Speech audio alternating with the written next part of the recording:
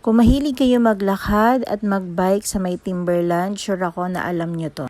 Dahil maraming bikers ang kumakain dito, syempre pagpagod na, 'di ba? So kailangan nila magpahinga at mag-relax. Maganda din yung view kasi dito.